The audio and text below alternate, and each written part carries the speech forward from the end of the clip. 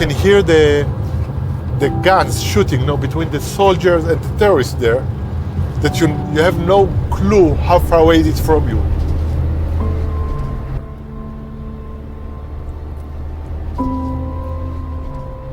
I became a believer when I was 30 years old. So 30 years of my life I wasted. I'm not sure that I have the right to waste more. As the tragic aftermath of October 7th unfolded, many of our team received the call to join the front lines, and the rest of our staff immediately jumped into action to support our troops headed to war and those evacuating the war zone. This historical call-up and mass evacuations from the north and south created a logistical nightmare in our nation. Our team quickly pivoted to meet the needs of our country.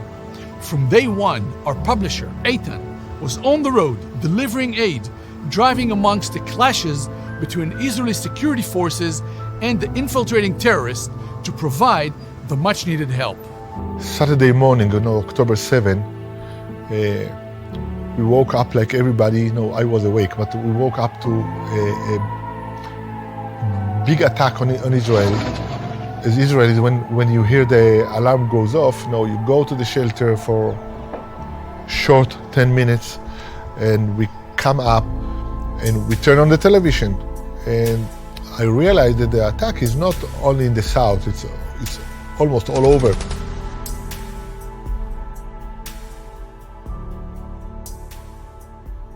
As the day unfolded and the horror kind of unfolded, and we've been waiting to hear about, okay, where's the Air Force, where's the troops? And there were actually troops starting to mobilize. Some of our employees, some of our team members, some of our students, our own children and family members started getting called up to the military. So all of this is happening, in the morning. By the end of the day, just again, horrified and shocked, but tried to collect my thoughts and say, okay, what can we do?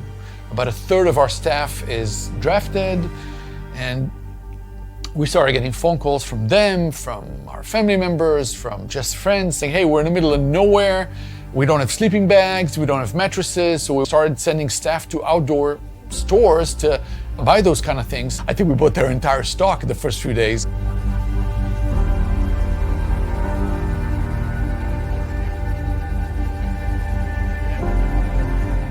In the last almost 30 years, I'm working with Christian publishing. When we moved to One for Israel 2.5 years ago, we thought that it would be good for us to have publishing department in the only Christian college in Israel. I work a lot with young people, and young people come and say, how do I know where to serve the Lord? What should I do? My answer is always, wherever you see the need, that's where God called you to serve. In the Bible, most people serve the Lord with much sorrow, right? I don't know of anyone that when God called him to do a job, he said, oh God, good, I'm glad that you called me, I was waiting for you, right? Jeremiah said, not me. Gideon said, not me. They all said, no, I cannot do it. Serving is mainly to do what is needed now. The college opens kind of a headquarters that they start to be in touch with different army units and civilians and check what the needs. And whenever we needed to buy stuff, to take stuff to the different army units or people, this would be my job. And I go to the suppliers, take the stuff, put it on the car, then take it to the different units or different people all over, some in the north, mostly in the south. Sometimes people from the college, they saw on Facebook, there is a group of soldiers that are somewhere and they have no food today. So we drove quickly, got some sandwiches for them, shawarma or something, and drove down and gave them. And after a few days, we realized that the event is bigger than doing it in this kind of way. And we worked on kind of a plan. of how to make it. And we realized that we need someone that has the abilities to manage all this naturally. Orit, my wife, she's probably the best manager that I know. We have 2 more girls because we need many people working. Everyone has his job. So say hi. Hi, Adas. Hello. Hi, Tanya. Hi. On Saturday, October 7th, which we call, the terrible Saturday, we were all shocked. I think for me, it took me like 2 days. And then Monday evening, I was like, I need to do something. And since my older boys, they were in the army when we already had wars. So I knew whom to contact. I contacted right away the right people and said, I want to come and help. I want to be there with you. We are not just a pipe of giving things and that's it, go away. We call them, we ask how they are. Since I'm in one of the churches here in Israel, so I asked the kids in the church to send them cards with some drawings that they do for them. And so we send it. And other girls that we ask for cookies. And so just to say, it's not only about the gloves or the shoes. We love you and we are here for you. We care for you. Mainly the first 2 weeks were really, really hard emotionally, just because every day it felt like we understood the massive trauma and hurt and all the deaths and friends, soldiers that were injured, and to hear names, see faces, understand how many people were really affected. Really hard, especially to see all of our friends going to reserves and not knowing where they're going, what's going to happen.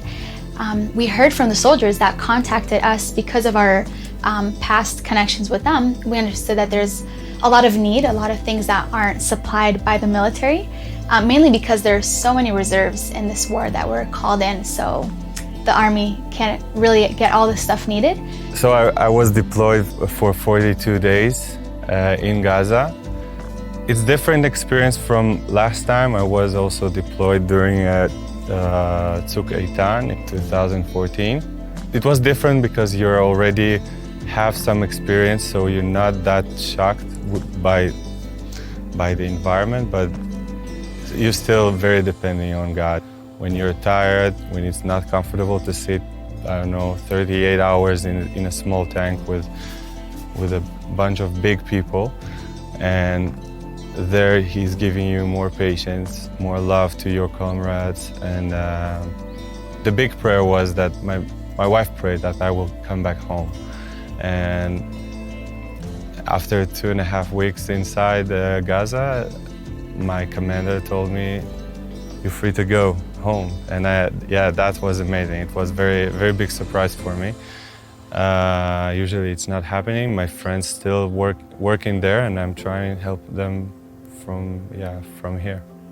It's very interesting. You have all these donations, people sending donations and sending money for equipment, and suddenly the army receiving it, and it's amazing. It's like you're going without nothing, basically with your uniform, and that's all, and suddenly you have everything, the highest quality. So it's like, I don't know, unpackaging in the Christmas time. You're very happy. We were, in a sense, a commando unit. We get a request, right away we send the people to try and find the needed quantities, and we just send it over. Now, important for me to say, our friends in the United States, but all over the world, I think once they started praying, the Lord really moved their hearts, and they started donating large amounts of money to help us buy this emergency equipment. So just been amazing to see how the body of Messiah around the world just truly rallies around Israel. So it's very, very heartwarming. And I don't think I exaggerate when I say that I think most Israelis now know and realize that the evangelical believers, the Bible believers, Christians around the world are the only friends of Israel. So the atmosphere was really tough. It was hard because we did not experience it a war inside Israel since 1967. I was 7 years old then. No, we didn't have something like this. I drove to Nazareth to an Arab church, Arab believers, good brothers, that they made immediately some boxes with supply for families in the south. I drove up to Nazareth, took as much as I could put in my car and drove down to Sderot. No, it's completely war zone. So you go down and you drive your car and there is nobody around. It was me and police cars and army vehicles, that's all. I could hear a lot of clashes between the Israeli soldiers and the terrorists that were still around. So you could hear the gun shooting all over. And with this kind of shooting, you don't really know if it's close to you or not. When I drove into Sderot, the people were still there. Nobody was evacuated yet. It was too early. And I looked and I could see here and there some people looking between the shutters, looking out. And I really felt very bad. I said, how come Israeli civilians in their home, they are so afraid that they cannot even open the window? I went into army center, it was not even a base, to give them some stuff. And the eyes of the people were shut, were dark. There was no hope. People really didn't understand what happened to us. It was almost evening, it was start to drive home. Imagine how much I didn't understand what's going on. I said, okay, I need to drive north, from where I am to Ashkelon and then to go home. So I started to drive north, as I used to do. And the road goes through Be'eri and Kfar Aza and all the villages that were completely destroyed, but I didn't realize how bad it is. It was 2 days after the war started. And I came to Re'im, not to where the party was, but near the kibbutz.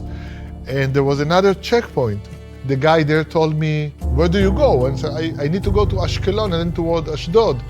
And he said, no, you cannot go from here. This is an army zone now. You cannot go in. But I'm an Israeli, so this was not a good answer for me. So I turned the car and I saw that there is a gravel road goes into kibbutz Re'im from the other side, and I thought, okay, I will go from here and I will come out from the north side of the kibbutz and I will keep going. It was terrible. I just came in, it was terrible. And I stopped the car and the first building that I saw was burnt down. It looked to me like a kindergarten. That's what I thought that I see. And on the road there were many cars, burnt cars inside. And I could see some people laying down here and there. I think that they were all terrorists, not our people, but I don't know. It was so shocking, and I thought, I don't think that we will ever be able to rebuild it. And while going on the road, from time to time came to my head a thought, and I stopped the car, I just wrote some thoughts. So I wrote it with no intention for anything. I just wrote it down. The next week I was there. The amount of shooting was not as much, still there. I was stopping in a gas station. It was the first time that it was open after 10 days from the beginning of the war. In front of me was a guy. He was standing there on his shirt. It says Re'im, the name of the kibbutz. I had really bad feelings about what happened in Re'im. So I told him, I'm sorry, are you from Re'im? He said, oh yeah. And I said, what are you doing here? And he said, oh, I stayed because I'm a farmer, so I need to water everything that we have. We are a few people, so in the morning we go to the fields and we walk, and then we go to the house of the people and we water their flowers in their homes. And I said, why? And he said, what do you mean why? When they come back, they have their place. They have their place ready. So they have the flower, they have the trees outside. We water everything. And it was the first time that I could see the hope. And so, of course, I stopped the car later. I write down some more lines, and I was praying, and mainly asking the Lord for forgiveness for my lack of faith. How can somebody that do not know Jesus at all have so much hope and I lost it? How can it be? 2 days later, in the evening, I just sit and I have a kind of music in my head. So I went to my piano and just played it and recorded it. Music was always very important for me. I never learned music, so I'm not a professional, I'm nothing. But I really love music from very early age. Running around in these places and seeing the soldiers and civilians and the disaster that we experienced, and then coming here was so good for me. We thought that we need to do something to encourage the people. And we came out with 2 songs. One came from my heart, just dealing with the hardship of the war and the hope. The second, I took the text from Psalms 91. The main line says, "A God in whom I can trust." יושב בסתר עליון, בצל שדי התלונן, אלוהי אבטח בו. And when October 7th came, the big problem for us, for the Israelis, that we lost a lot of trust. We always trust our intelligence, right? It's the best in the world. And regardless of our position, our political position, well, the Israeli government failed to give us security and then to deal with the war when it started. You stay and say, okay, I have nobody that I can trust. But Psalms 91 says that I put my trust in God because He is great, He can do everything, He knows everything, He has a plan. Nothing is happening outside of His plan. And He's totally sovereign. And for this time, even working on this song, being in the studio and working with the musicians, and gave so much comfort to our hearts because we could hear the words again and again. God, oh my God, I trust in you. God, I trust in you, and He never failed. It's important to know who you are. Okay, so I'm not the kind of guy that say about himself that I'm nothing. No, I know to write text and I know to run. No, I'm a good manager. I think I can do a lot of stuff. But success is up to God. It's not up to me. I want to work. I want to get up in the morning early. I wake up early, and to put as much time as I can to serve the Lord. And now that the army doesn't need so much help, so we work with the civilians, the people that were evacuated from their homes. Many of them, not all of them, but many of them lost everything, just everything. Those that were in the army going back home after 3-4 months in the army. So first, from time to time, they need help. And sometimes it's a physical help because their businesses were closed, or their wives could not go to work because they had children at home. One4Israel was really involved in getting stuff for children in Sderot and for wounded soldiers in Soroka and other places. So the point is that what Israel is going through is so big that none of us really understand. But as we walk through the places, we find out more needs that we sometimes we can meet.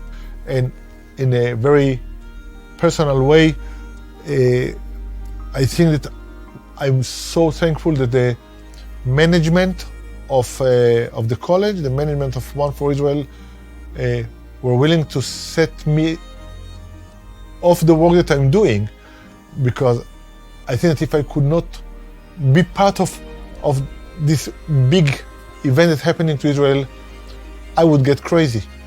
So it was really, really the right thing for me to get into the car and meet soldiers and meet civilians and give just a little bit of help.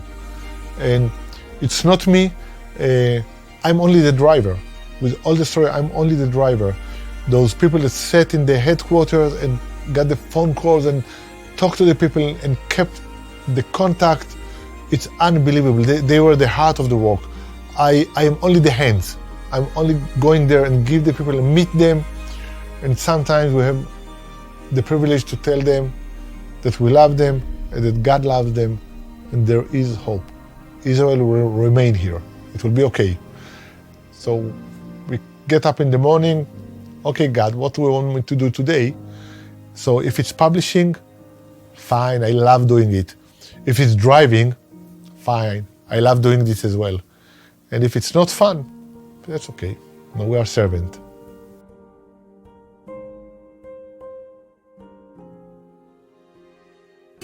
Here at this bus stop shelter was one of the many sites of the massacre that took place on that fateful day.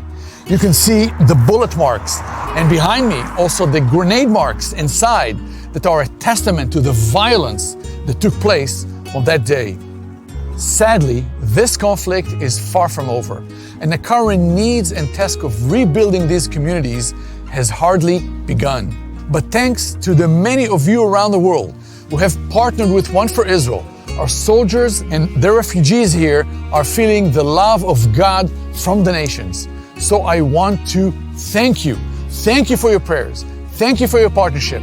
And I want to invite you to join us in this work to shine God's love in these difficult days. כיצד זה הפכה שבת של שלווה ליום מלחמה? כיצד יום שמחה הפך באחת ליום של אימה? אוי לעינינו שכך הן ראו, אוי על רבים יקרים שעבדו, היכן נקבל כוח העוז לשביל של תקווה? התשובי עירי לשגשג ולפרוח, הישובו בנייך לחיות בקרבך, התשובי לראות בתנופה ופיתוח, הישובו בנינו לחסות בצילך. אורי ארצי חי אלוהיך קדוש ישראל, קומי חזקי שאי את עינייך אלי הגואל, על הייאוש תגבר התקווה, על הרס וצער תגבר התקומה, עוז לעמו ייתן אלוהים עמנואל. עוד תשובי עירי לשגשג ולפרוח, עוד ישובו בנייך לחיות בקרבך, עוד תשובי לראות בתנופה ופיתוח, עוד ישובו בנינו לחסות בצילך.